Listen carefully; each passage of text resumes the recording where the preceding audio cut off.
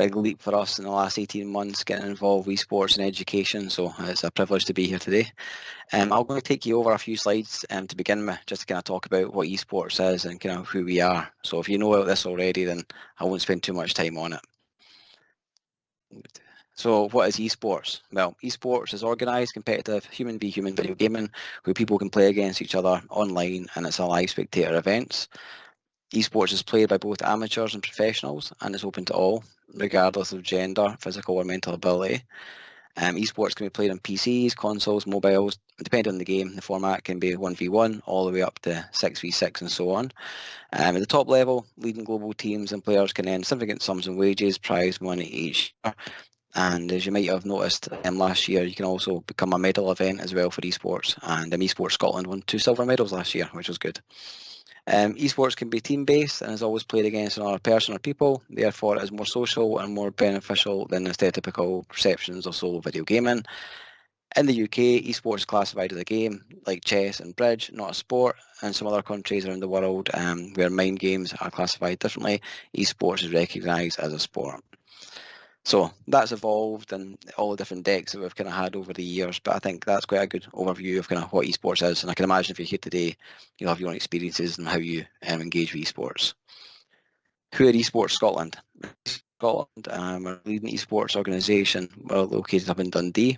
The company is formed in 2018 and is a primary professional body associated with facilitating, managing and running esports events in Scotland.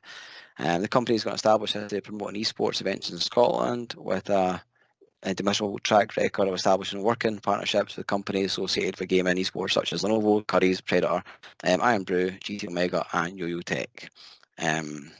2 seconds here. One of the main aims for Esports Scotland is to establish an esports ecosystem across the Central Belt of Scotland, promoting fun, engaging, and yet more specifically, educational benefits of esports as an activity and as an educational discipline. So that's all kind of the formal part there. Partnerships in esports and education. So over the years, we've kind of worked with a lot of massive companies who wanted to engage in esports. People like GT Omega, Scottish-based company, have been a big sponsor for us over the last 3-4 seasons. Iron Brew Energy worked with obviously Celtic Football Club. They wanted to do some esports activation. Legion by Lenovo, massive company, been a big supporter of us. We have got Xbox, who are a recent partner of ours, and over the next couple of weeks we've got a big announcement regarding Xbox and education that we can't say anything about at the moment, but we can talk about that later. Currys, as you know, big household brand, wanting to get involved in esports, and we've worked closely with them over the last couple of years. Same with Predator, HyperX, and down at the bottom, we're really quite proud to have these companies as partners. These are all the companies that are actually creating the games that we all love and play. And we've managed to get permission from these companies to run their games, and in some instances we've had good success with Riot Games, where we've ran official Ryan Beacon tournaments for them. So it's been a big long process working with these companies. Originally when we first started off, the kind of analogy I had was we didn't know where these companies lived. And then eventually we found their email addresses, we found people that we could get in contact. And then over the years, we've got some really good relationships built up with these companies. And it's really important for us to maintain those relationships, because ultimately these are the guys and girls that are making these games that we all love and want to play. Okay, our kind of journey into esports and education. So after our flagship event we've got called the Scottish Esports League, our Season 4 finals, we had a skills showcase area, and Dundee and Angus were one of the companies, one of the education establishments that were there, and they kind of approached us and asked if we could get a partnership with them, which was great. So we've been working with them now for about the past 18 months, and through different education establishments, we've worked with them to do support with esports initiatives. We also worked with Dundee and Angus on their schools and college cup, that I can imagine some people that are here today were a part of that. We've also worked with education in some esports webinars. We were part of the validation panel for the MPA in esports that you mentioned earlier there, Louise. And we've also been involved in some kind of classroom talks, and we've done a lot of esports consultancy, as there's a lot of people in education that want to get more and more involved. And, not to say we're going to hold their hands through the process, but we can certainly be there to kind of help with industry connections, or to kind of help with any kind of guidance. And it's a big win for us to be thinking that people are actually getting taught this in schools now. To think that it's actually could be a proper course, proper degree, and a proper career. So it's been a really good bit for us with that. Also, there's a lot of things we're doing in education now. As you can imagine, we're primarily an esports events company. So, we don't know all the ins and outs of education. So it was really important for us to reach out and to find more members of the team that could help support us on our journey in education. And we've got a man called Nick Turner, who's now our ESE Chief Education Advisor. Nick's fantastic, and I won't sit and read out all his accolades. I couldn't actually fit all his accolades onto the one page. So this is what I've put together here. But no, Nick's very knowledgeable in esports and education and very well regarded, and he's been great to work with us as we continue on this journey. Esports Scotland Education. This is I was going to say a world's first, but that's maybe looking a bit too big. But this is our new logo for our esports and education division that we've got. And these are some of the ways that we're going to be working in education from now onwards. So if you can have a look over here, I don't want to make a kind of sales pitch about what Esports Scotland are doing, but these are definitely some of the areas that we're working in, especially now we've got Nick on board and through the experience we've gained with our partners over the last year and a half. So there's quite a lot of opportunities there to certainly work with us to go forward if you're interested in esports and education. And I think this is all going to be available afterwards, so I'm not going to sit and read all through them. These are some of our other partners that we've been working with. Obviously, Dundee and Angus. They've been great and working with them for the past 18 months.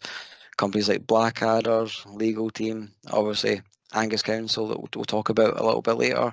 They've been fantastic. Companies like Yo-Yo Tech, we're about to announce a partnership with them, which is fantastic. These are the companies that do the esports arenas and the Gaming Belong. If you've ever seen an esports arena and the Gaming Belong companies, these are the guys. BBC Sport, our friends over at Esports Wales, SQA, Global Esports Federation, British Esports. Oh, sorry, I missed out in the middle there. Angus Esports, which has been Jennifer, who's been absolutely a legend. She's not here today because she's unfortunately not well. Dundee City Council, NLE, and the Scotland 5G Centre. So as you can see, a bit different from the previous slide I showed with our partners, but everyone's really involved in esports. And it was actually quite nice when I put this together, thinking just how many organisations we've actually worked with and we continue to work with. So yeah, we're certainly getting there. Okay, this is once again leading on to one of the initiatives that we've been a part of at Dundee and Angus, and I'll certainly pass over to yourself. Name's went blank, sorry. That's okay, it's Angela. Angela. Anyone knows right. me knows I do that all the time. So sorry, it's all these faces put me off. Sorry, Angela. You've done great, James. As James has said, it should really be Jennifer Sanderson, who's Angus Council's STEM Improvement Officer, talking to you tonight. But Jennifer is sadly unwell today. She really wanted to be here, so I've stepped in at the last minute. So my apologies. This will not be as good as what Jennifer was going to say, but I'm going to do my best. And James is going to keep me right if I go off piste or if I forget anything that's really, really important. So what I thought I would do, because it's not Jennifer that's speaking to you and it's myself, I can take you right back to the very beginning of the project, and that might be useful for people who are looking to get started. So how this came about was I was previously PT Technologies in an Angus school, and I was really keen about developing the curriculum. I was always looking for opportunities that were going to really link with our young people. And one of the ways, I was with my son actually at SEL4, and I was just thinking about this. There was lots of visitors there, there was all different people, and they were talking about all the careers that were available within esports and all the skills that you would learn from esports as well. And I was thinking there with my teacher hat on, this is brilliant, but there's not many teachers here. There are not many parents here. If people don't know this and they don't understand it, how are they going to encourage and support their children to move forward into this huge growing industry? So, and my own son was like that. He was the one that persuaded me to go to this event, and I thought it was just going to be like a few people sitting there playing their computer game. I had no idea what it was going to really be like, and I was blown away. So I was standing going on about this, and there was a man standing beside me who I assumed was somebody else's dad, a chit chat. And I said to him, I really think it's important to get this linked up with education. And he says, oh, well, are you someone who could do something about that? Because he turned out to be Billy Watson, who was the project manager for Northern Lights Arena.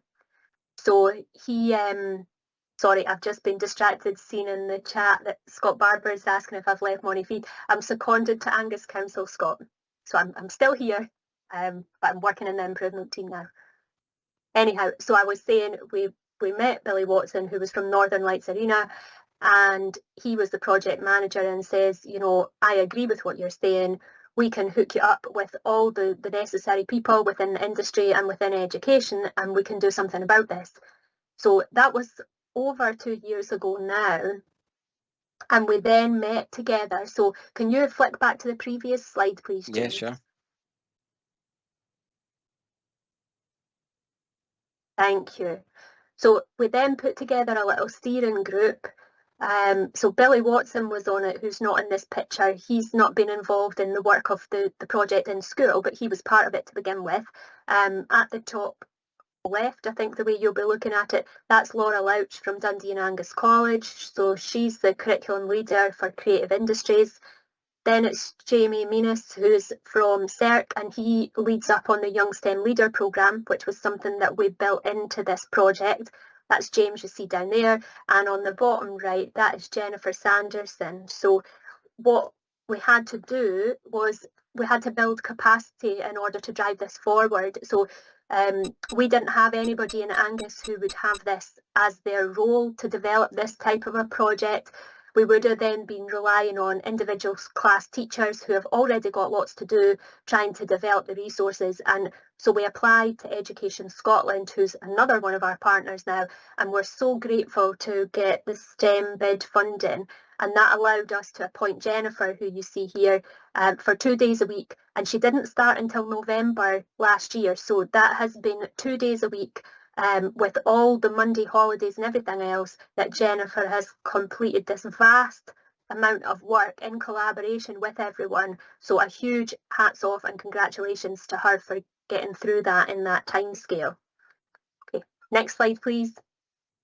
Thank you. Oh, You want that one? Yes. Oh, no worries. Thank you. So the way that we wanted to work the project, and this was put into place before Jennifer came into post, because this was part of the funding bid. So what we wanted to have was professional learning sessions. We had surveyed staff and pupils across Angus, and we found out that typically staff don't know a lot about esports, parents know even less about esports, and children know loads. But we were not serving them well because their knowledge was so different from ours and their experience was so different from ours. So we knew we needed a big professional learning part of the project to get people up to speed. Also, what we thought was really important was to create the curriculum and the lesson plans for people, not to say prescriptive, this is how you have to do it.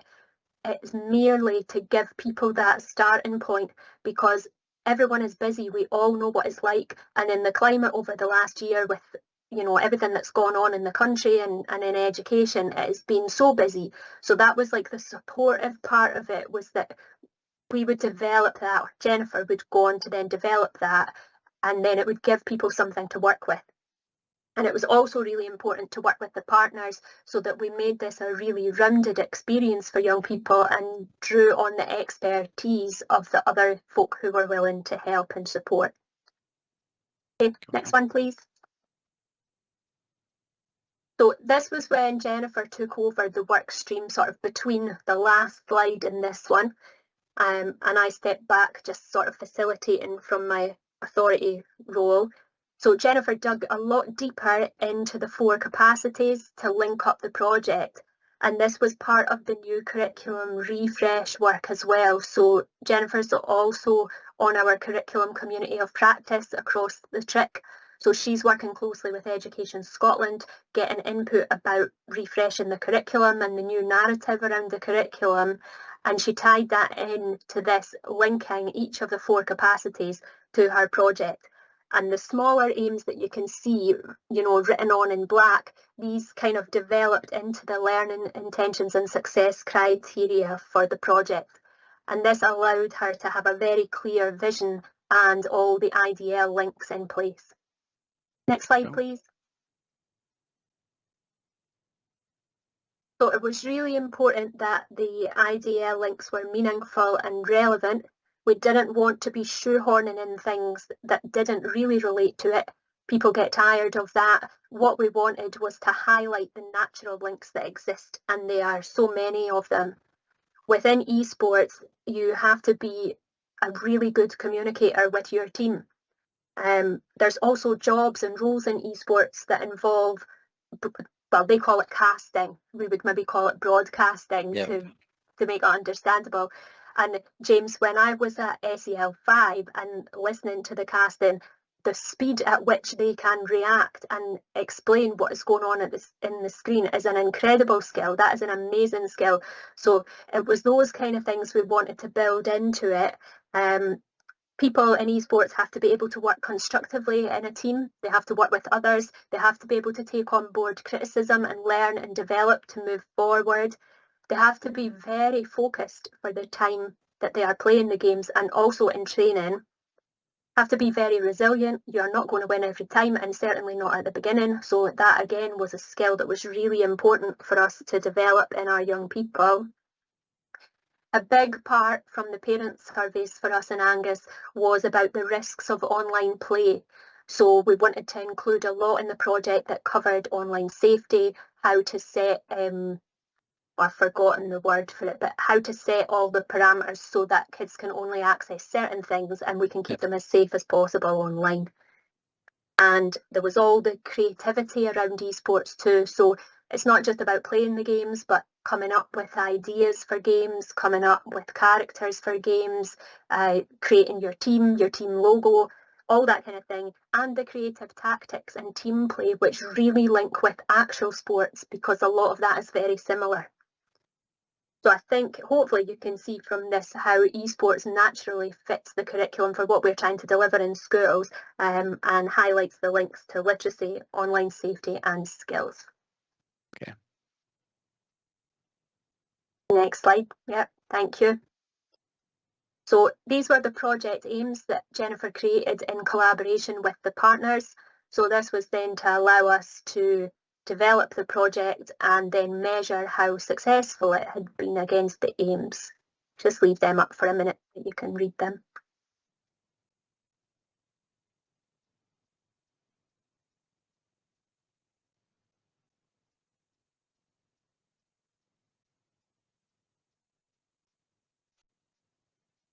Maybe I'll take that trick next time then, Angela. I'll just leave it up.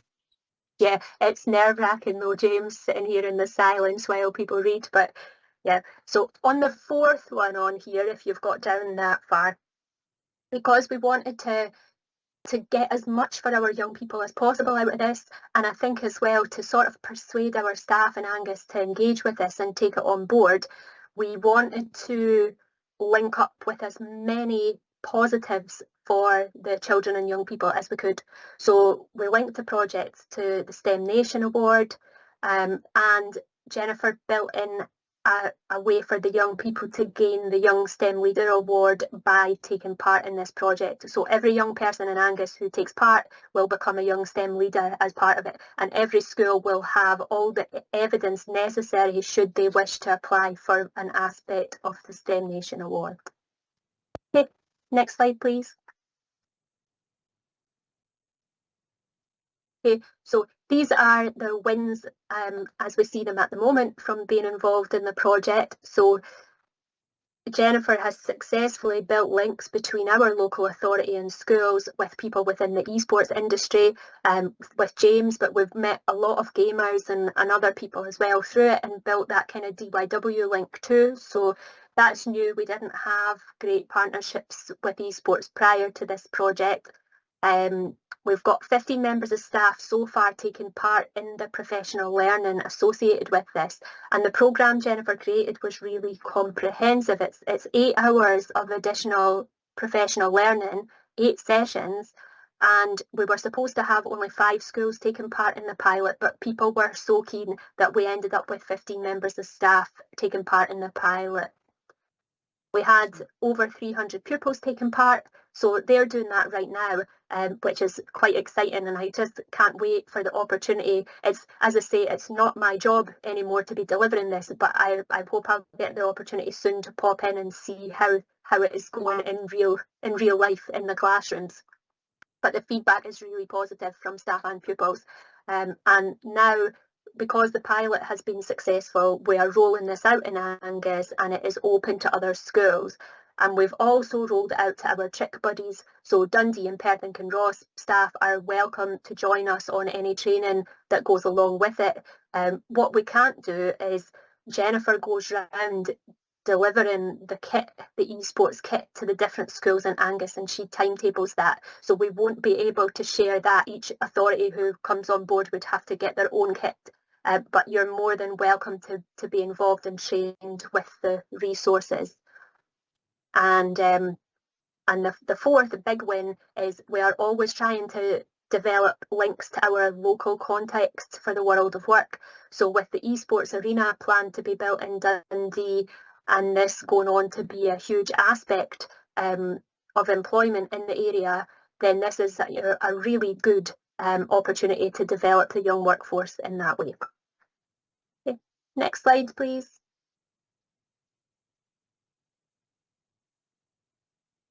Some of the hurdles that were faced. So I'm sure if Jennifer was here, she would be saying, I'm not trying to make out this was easy.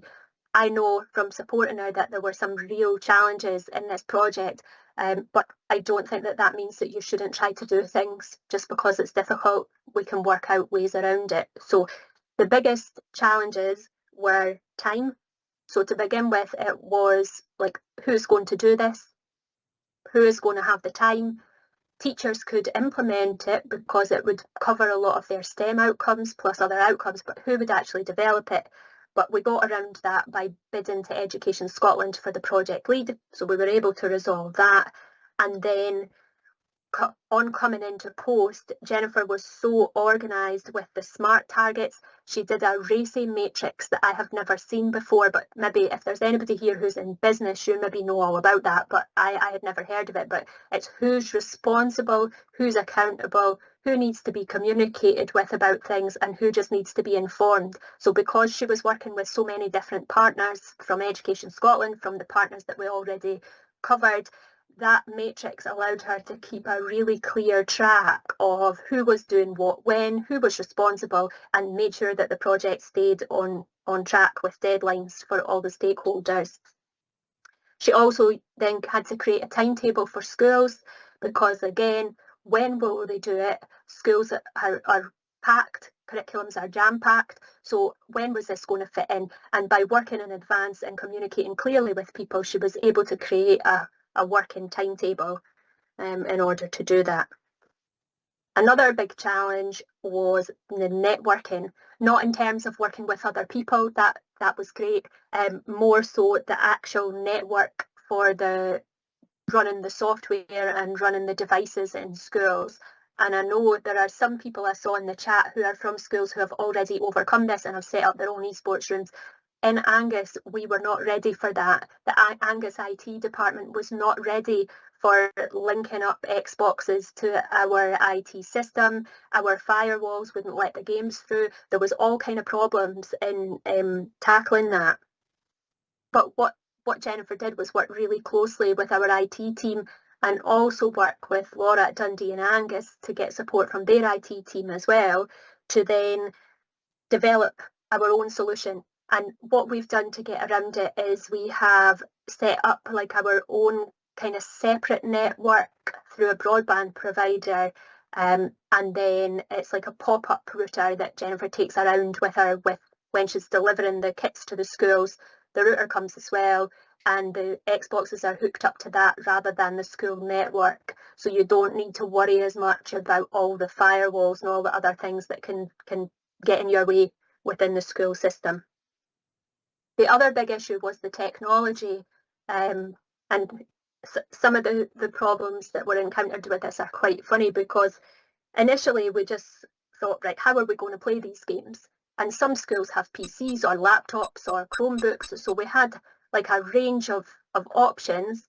but most of them were not effective. The Angus Council internet was not fast enough for the Chromebooks to run it. There was problems with screens even, which in itself was really funny. And what we ended up doing through working with James and discussing it all round, we decided to go for Xboxes. They were the most cost-effective way. 4 children can play on one Xbox, so you need to buy the Xbox with 1 controller plus 3 additional controllers, and 4 people could play on that. So that was the minimal cost output in order to get everything that we needed to get ready. But we were still struggling because, as you know, budgets are really tight at the moment. And we've been really, really lucky to be supported now by Microsoft in order to double the number of Xboxes that we have for the project, which has allowed all these additional staff that wanted to participate to be able to be involved in the pilot. If we can continue at that rate, we should be able to keep on offering it out to more people every session.